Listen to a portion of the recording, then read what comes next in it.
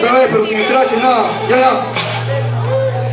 Ilusión que en el aumento de la pensión verso eclipse de cómo sucede crecer, se desvanece, de nada sirve que te bauticen, si el cargo de presidente se lo dan a Lucifer.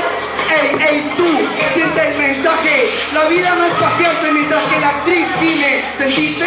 ¿No? Escucha, cucarachas se quejan, ni siquiera luchar que se los quiten, todo es cuestión de fe.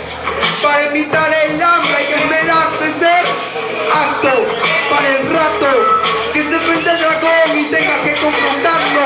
Eso es lo que digo, alimenta la humildad para controlar el ego. Sigo a cabalidad cada paso del tango, debo pensar y luego realizar la acción. Tengo mis sueños, pero vivir en la luna me empezó a causar daño. Las estrellas susurraban, pero el apoyo, pero yo nací solo y este hambre estalló. ¿Hambre de qué?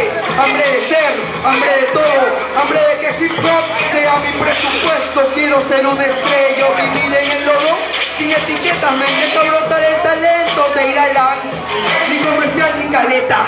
Trampas pasaron estos que me odian, pero aquí sincero veo de alcanzar mi meta. No me pararás, que eres una parodia. Mira, esta es la vida de existía. Este nene será hombre si diciembre acaba quinto, con ahínco, secundaria acabó, pero motivos motivaron que olvidar ese ahínco. Como no hubo estudios, de mi cero acabó. Si no hay un camino, abre los ojos. Si eres víctima de antojos, lanza un auxilio. En la vida la rutina te vuelve flojo, pero demuéstrale. Si no hay un camino, abre los ojos. Si eres víctima de antojos, lanza un auxilio. En la vida la rutina te vuelve flojo, pero demuéstrale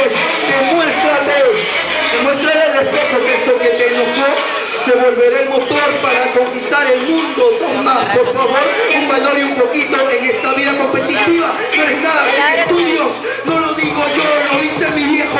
Y la palabra de un padre no conoce sustitutos. Si los tuyos están vivos, abrázalos. Si no, te protegen lo seguro. Toma, te drogas, analízate. ¿Qué tan fuerte eres para controlarte? El vacilón está en los primeros toques, lo que sigue con lo que cela la muerte. Tengo claro, no hay que